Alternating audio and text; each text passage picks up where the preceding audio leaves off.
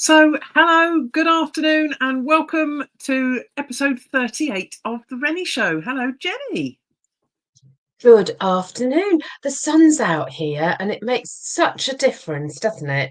When the sun is shining, it's chilly, Definitely. but the sky is, well, kind of blue, but the sun's out. So it's lovely. Fantastic. Well, we both hope that the sun is out wherever you are and that you're all staying safe in the snow slash slush slash ice, whatever you happen to have near you.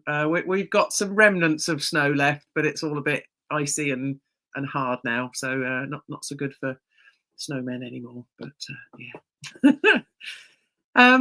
So today's show then, it's me and thee, and we're going to do our usual and have some surprise questions. So if you're listening, please do feel free to chip into the conversation, make comments.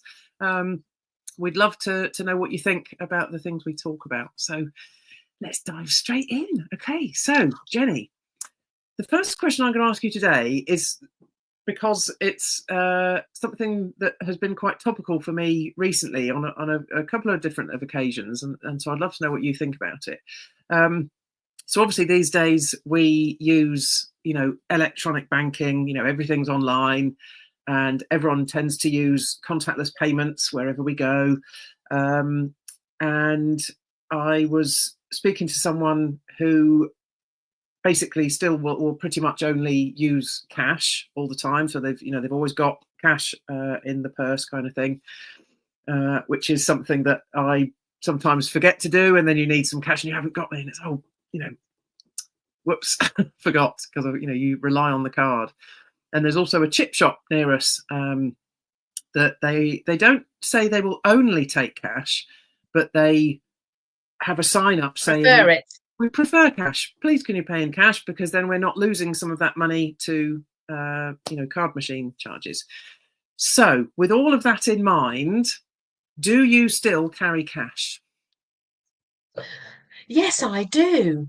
I always have. I think it goes back to, when you were young, Yeah, when I was young, and you always had that emergency tenner, yeah, fiver, whatever it was, tucked in a secret pocket of your purse, your jacket, so that if you ever got stuck, you missed the last bus home, you always had your taxi fare yeah, in your, available, so you'd never be stuck without a taxi. So I think it's a hangover from then, because and quite often, I don't know if I'm the only one, but I do change my handbag quite a lot. And so, and then I forget that I've put little secret fivers in various compartments. So when I come to reuse my handbag, I'm always pleasantly surprised because I think I found a fiver. fantastic. So I do have a small, not a lot, but I just have a little bit. And I say usually it's my emergency money, because like many other people, most of the time I use tapping online stuff. I feel very modern because I've just worked out how to put my card on my phone so Oh, I can do Apple Pay now, yeah, which is dangerous, isn't it? So I think we are obviously going very much towards a cashless society, aren't we? But I'm very fond of cash, yeah, and my grandchildren still love, to be given pennies, and the sparklier the better. yeah, Posy doesn't really mind the value, although she's getting more savvy. She wouldn't mind if it was a penny, as long as it was shiny. Whereas now, of course, she's learnt that pound coins have a higher value. yes. It doesn't take You long for can't them get to away learn with that, does No, you can't it? get away with a penny anymore. But I'm a great believer in the power of both. And for lots of people, bank accounts aren't always an option because you need a permanent address, Yeah, and for many people, sadly, in our society, having a bank account isn't always an easy option. So lots of people survive on cash. So I think those of us who have bank accounts, have a certain privilege that we should remember. But it is nice, isn't it, to be able to have both. And certainly my dad is very wary of online banking. He's Yeah, convinced yeah, that many people are. somebody is going to steal all his money. Yeah, I'm sure he's not alone there. I do know there are members of my family who would rather not use any of the online payments or online banking or all that sort of thing. I think, for me personally, I'm very much the same in the way that I like to have, a tenner or something tucked away as it's that mindset of having that emergency cash should you need it kind of thing, because I don't regularly have cash on me and I don't tend to pay for things in cash, but I like to have that backup just in case. And even if I've got that sort of tucked into my phone, I won't choose to use it.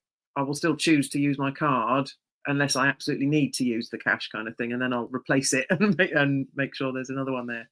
But I think for some people, like you say, accessibility in terms of cash versus card and bank account, for some people, cash works much better for them, and it helps them to be able to budget more effectively. And there are so many plus sides to cash, and I know there are a lot of people that are quite upset when you go in somewhere, a shop for example, and you can't pay with cash.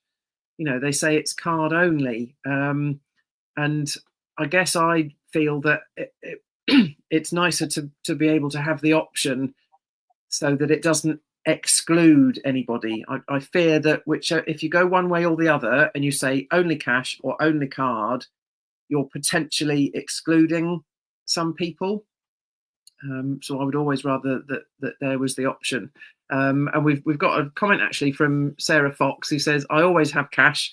When we travelled around Europe for 5 months, we carried emergency euros as cash in case our bank cards got lost or stolen, and because some venues wouldn't accept cards. Yeah, absolutely. And a lot of us have kind of grown up where that was the sensible thing to do. Whereas these days, the younger generation, perhaps the millennials or whatever you call them, they're perhaps not as used to carrying cash because they've all got their cards on their phone, like you've just said that you've done. So it's a really interesting one, I think. But I do think cash should be available, and I'm a bit nervous of the fact that we're being pushed into being a cashless society, which isn't necessarily a good thing, particularly in terms of accessibility for some people. So yeah, I guess we'll see. And just one really quick story. So I was in a shop yesterday, and the lady had just come off the phone to the fraud squad,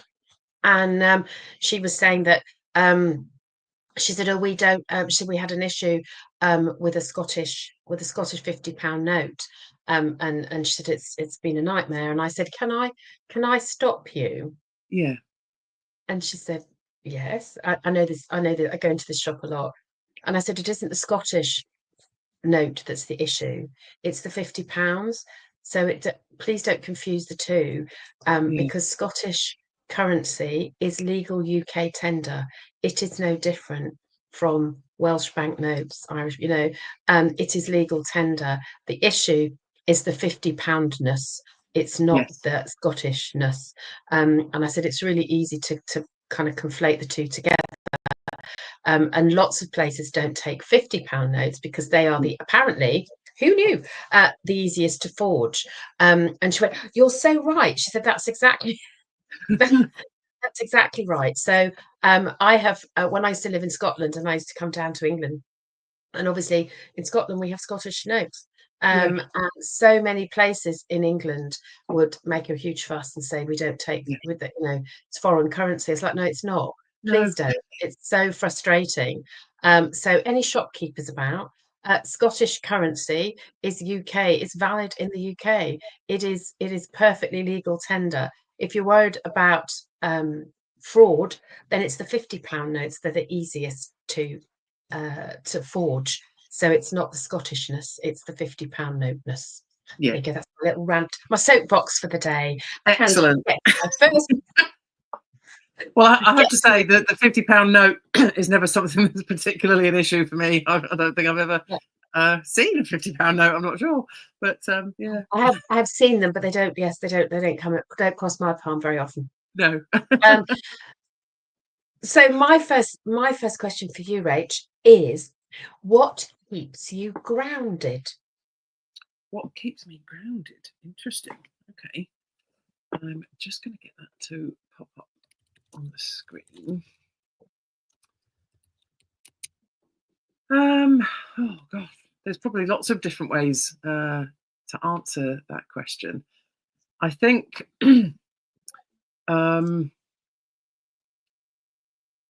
trying to see things from different perspectives is what often keeps me grounded.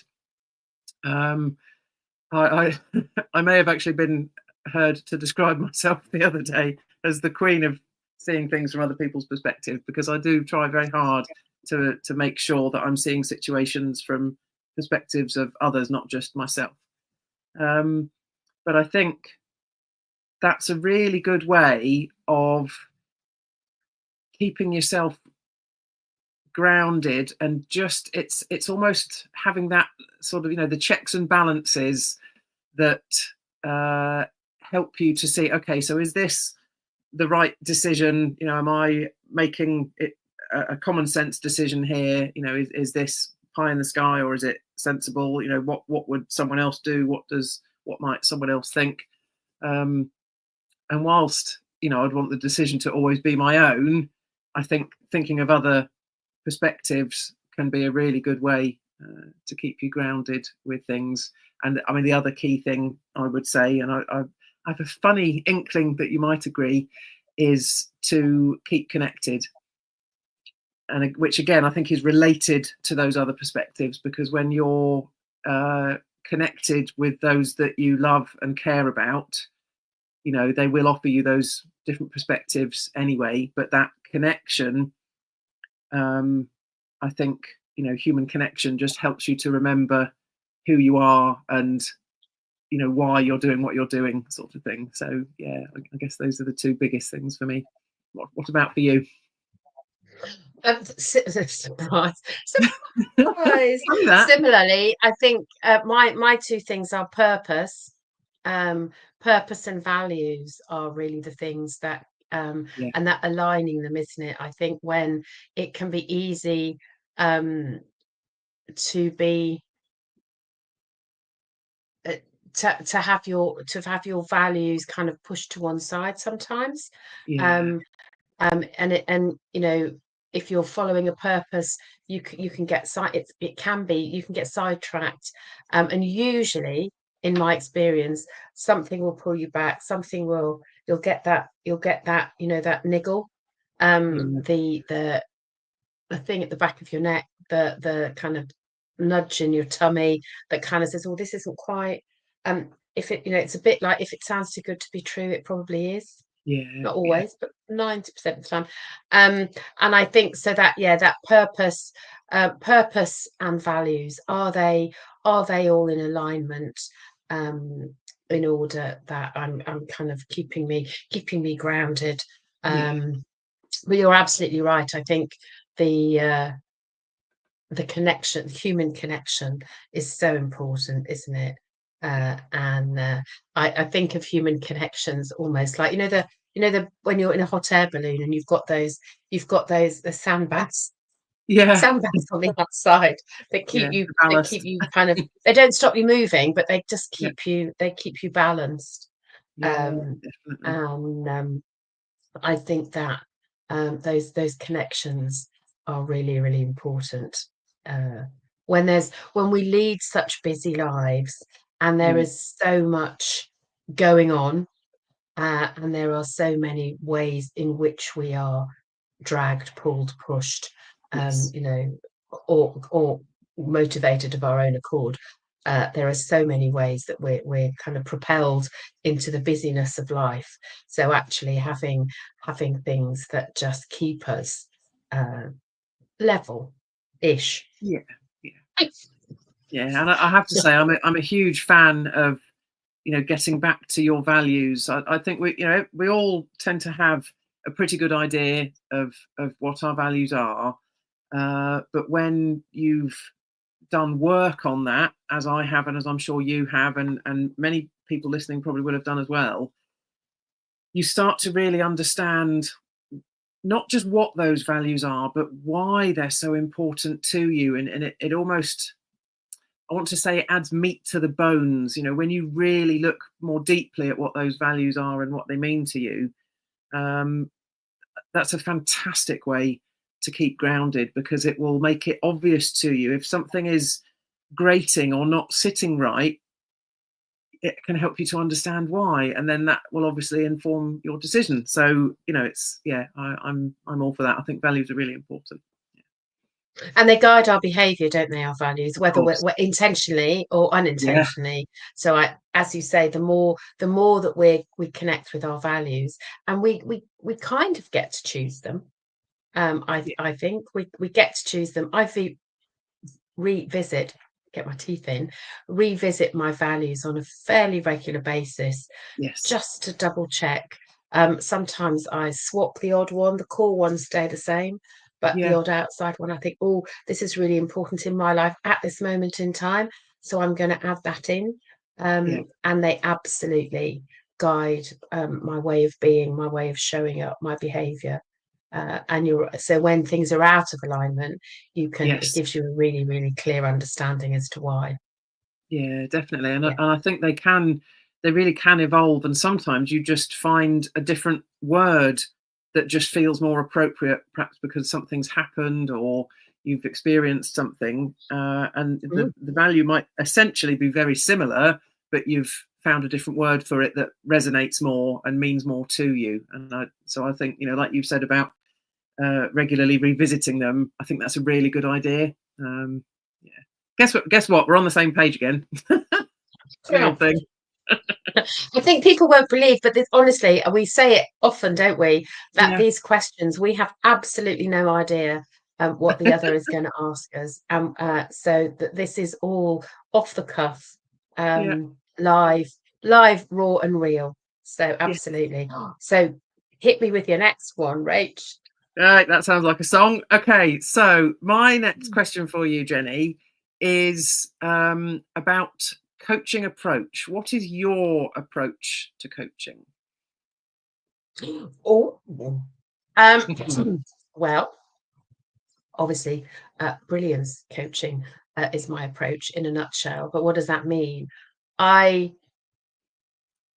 fundamentally, because I do lots of different kinds of coaching, so depending on what clients want. So sometimes it's a career coaching thing, sometimes it's executive coaching with senior leaders, sometimes it's with young people who are just starting out.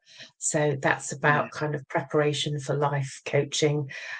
Sometimes I do what we call transition coaching. So when people are moving from one particular way of being to another. So I think the thing that keeps them all together is the brilliance bit. And my fundamental approach is that I believe that every single individual is brilliant, whatever that brilliance looks like for them. And so my approach is around holding space and asking really good questions so that they can reclaim it, unbury it, dust it off, buff it, um, and find what it is for them that means that they can show up as unapologetically them in whatever sphere that we're working. Yeah, absolutely. I love that. And there's lots of words there that won't surprise you, that resonate very much for me in what I do. I was talking to someone yesterday, and my approach is very much about kind of centered around the belief that everyone deserves to believe in themselves. Everyone deserves to have that. And I view it as almost, the foundations of the house. So if you cultivate strong self-belief, that's the foundations of the house, so that the bricks that you build on top are going to be stronger. It doesn't mean that everything is then suddenly perfect. We all know what we think about perfection, but if I was to liken it to a ship, it doesn't sway as much, it doesn't sway as far, and perhaps doesn't sway for as long if you've got those strong foundations in place. So for me, it's definitely about helping people to understand themselves, and obviously that's very much a fundamental part of coaching for all coaches, no matter what type of coach you are. That's fundamentally that we're trying to help people uncover who they really are, and therefore understand what they really want, and perhaps then work out how to get to it. There's so many different styles of doing that, isn't there? And I think it can sometimes, I know we've spoken about this before on the show, but I think it can be quite confusing sometimes for people to understand the different approaches that different coaches will take, because obviously lots of coaches will use a blend of coaching, mentoring, other things you can throw in the mix as well, training, teaching.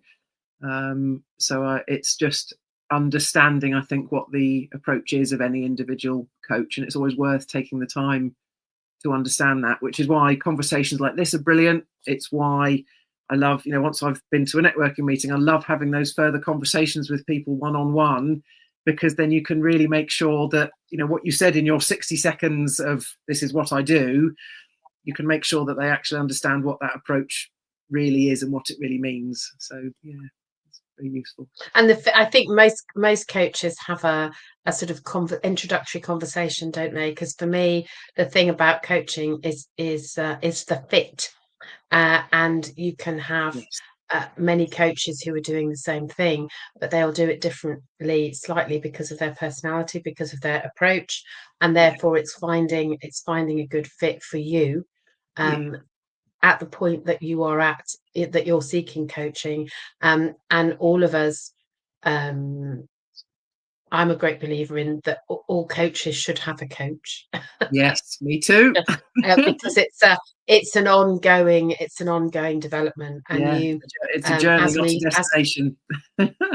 As we live our lives, we I'm sure you do too. I coach myself on a daily basis, but I also have an external coach, and that supervision around making sure that our practice is under scrutiny, so that we are keeping ourselves up to date, and making sure that our practice is in line with our values and our purpose. So absolutely important to check those kind of things out when you're having conversations.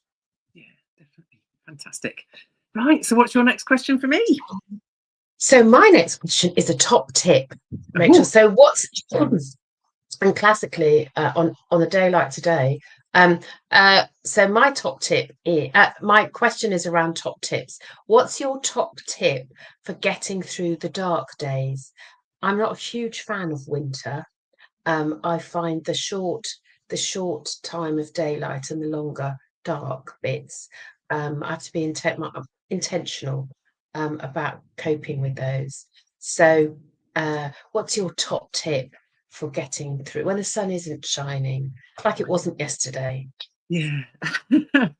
I think there's lots of things you can do, and I think it is key to the message is it's about looking after yourself, which I'm sure everyone would agree with. There are some really quite simple things you can do to get through the dark days, in terms of looking after your body, making sure that you're sleeping properly, getting the right nutrition, staying hydrated, that take care of the vessel that's carrying you through these dark days, so to speak.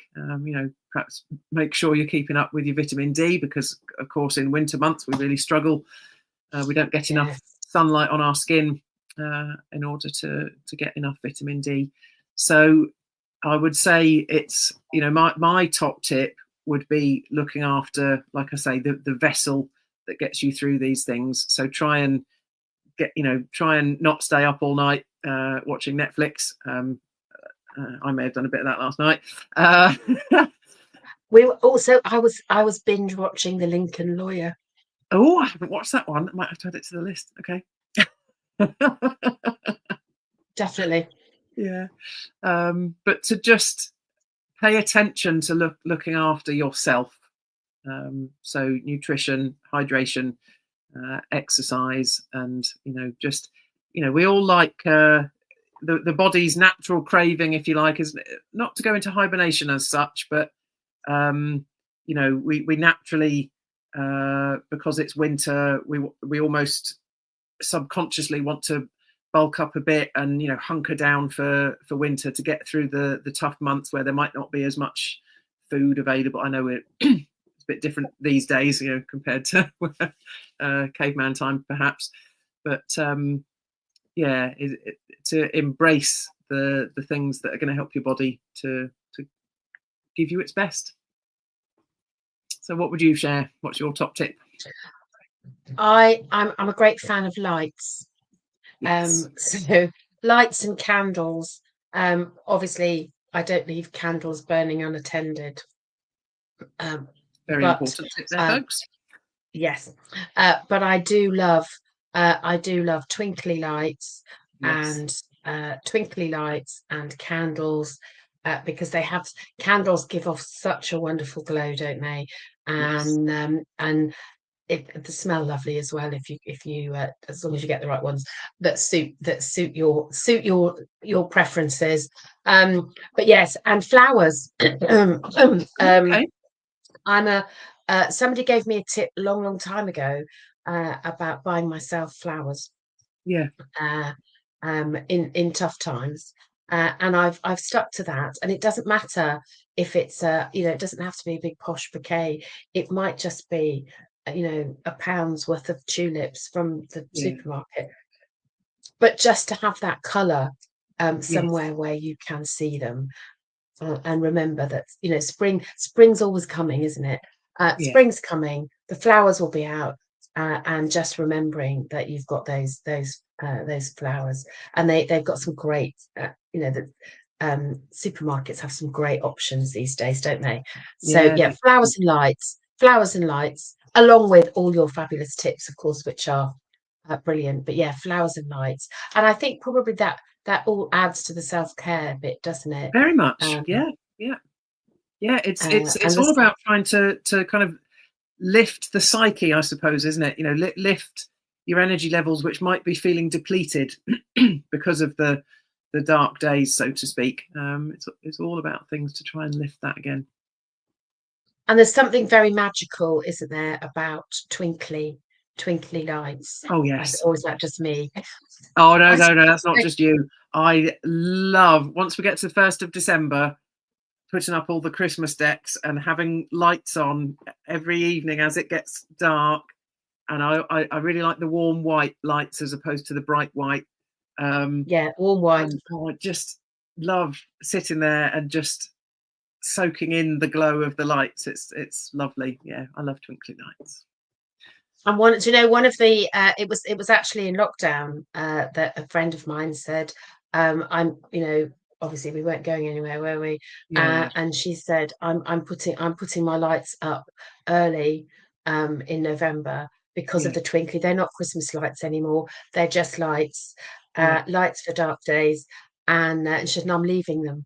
I'm leaving them up in January, February, until. So she said, I don't call them Christmas lights anymore. They're lights for dark days. And she said, and then when it gets dark at 4 o'clock, I switched them all on, and I got this lovely twinkly.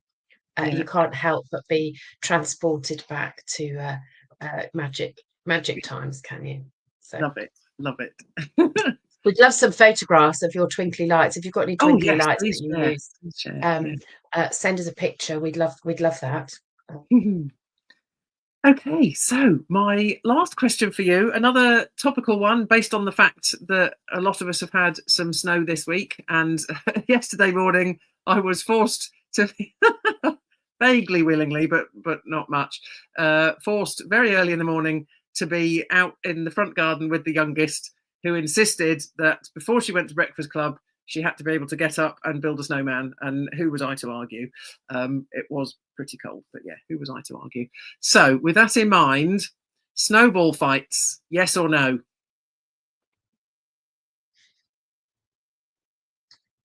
I'm not a fan of snow, but Well, yes, I do know you're very much a spring and summer person, aren't you? I'm not a fan of snow, but I love a snowball fight.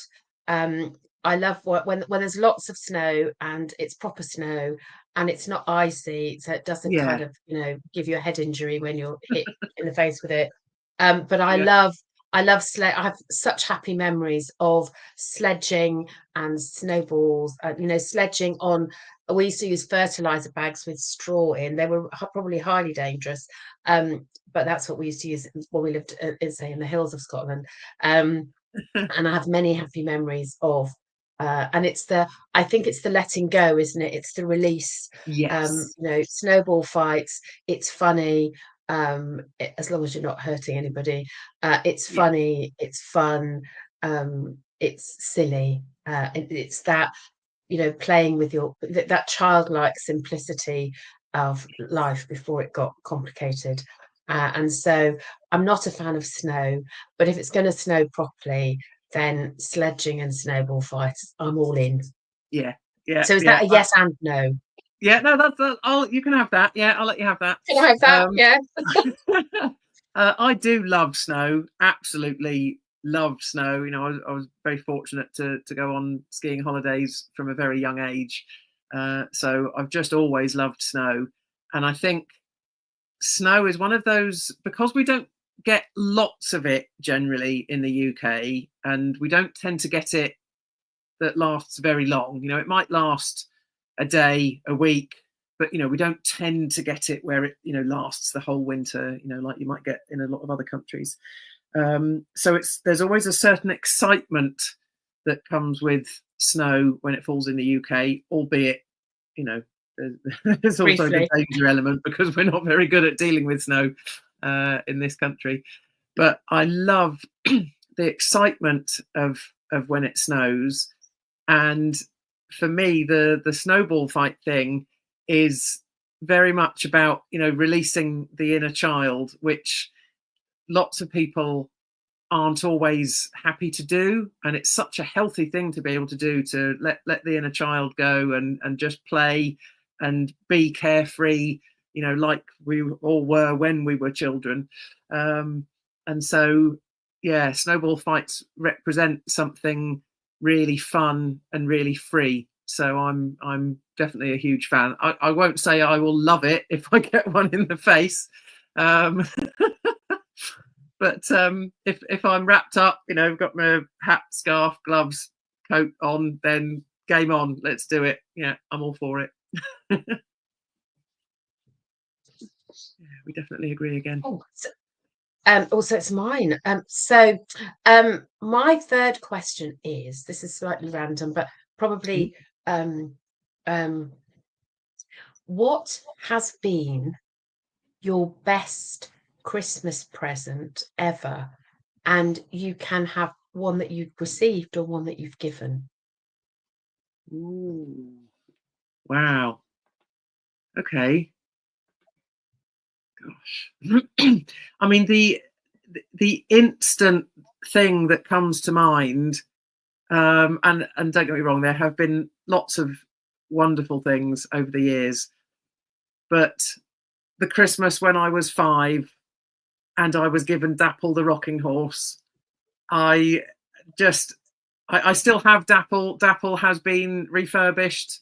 When we lived in the Falklands, Dapple went with us on the ship. He was carted there. yeah, I feel I still feel a very, very close attachment to that rocking horse. That was a really special gift. I loved horses as a kid. I don't really know why, because I didn't ride horses. I just had a bit of a fascination with them, because they're just beautiful creatures. And yeah, there are so many special and nice memories attached when I think of Dapple. Whether it's me actually riding on Dapple, or I can remember trying to plait Dapple's mane in the way that proper horses have their manes plaited, and trying to learn how to use reins like properly. How proper riders would hold them. So yeah, lots and lots of very fond memories. That's definitely the first one that comes to mind. What about for you? Well, mine's a very silly one, but it's one of those things that, and it was a stocking filler from my Yeah. mum, and it was cooling trays, baking cooling Okay. racks. Yeah. That's stacked, Ooh. and so they stack on top of each other. And she apologized for giving me something, kind of very pedestrian almost. Yeah. And I said at the time, I said, "Oh no, that's it." It was a really thoughtful present, because my kitchen was quite small, and I did still do a lot of baking, and so to have something that didn't take up too much space but went up rather than out, so Yeah. I could stack biscuits and cakes and things in a stack and cool them, was just amazing. And I said to her at the time, I said, I will think of you every time I bake. And so thank you. I really appreciate them. And I think I still have them. I still use them. And I do that. I think of her every time I use them. And I think why is it so special? Because it's not, it's not glamorous. It's not, but it was incredibly useful. And also it was something that demonstrated how well she knew me. Yeah. And that's And she priceless, isn't it? knew and I think that's the thing, isn't it? It's that gift that keeps on giving, because it was so it was so useful, and demonstrated, that kind of, that's just the thing. Yeah. And so I thought it would be an interesting thing when people are thinking about, maybe you're one of those people who've done their Christmas shopping already and it's all wrapped up and done, or maybe Not you're me. like me, who's just beginning to think about, oh gosh, it's December quite soon. I should Yeah. probably get my act together. But yes, it's that thing about, so sometimes it isn't the size, it isn't the value. The value is in the is in the knowing, isn't it? The Yeah, the knowing of thought the behind person, it. the thoughtfulness behind it. Yeah. Yeah. So I just wanted to share that.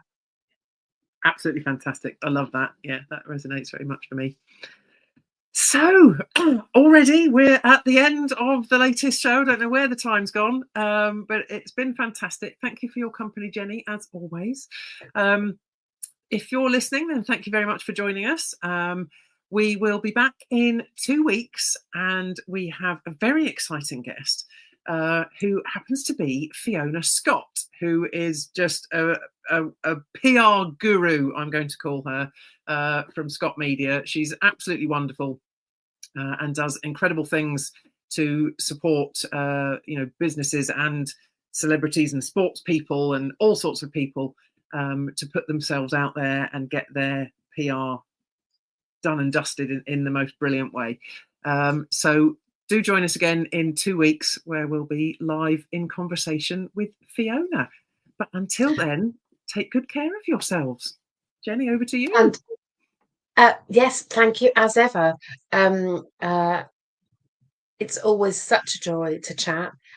We hope we have entertained, inspired, and been brilliant. And I can't wait to talk with Fiona and chat all things PR. Marvelous. So we will see you in 2 weeks. I'm sure that time will go by in a flash. It So will. It until will. then, take care, stay warm, stay Yeah. safe, be inspiring and be brilliant. And we will see you in 2 weeks. Bye for now. Bye.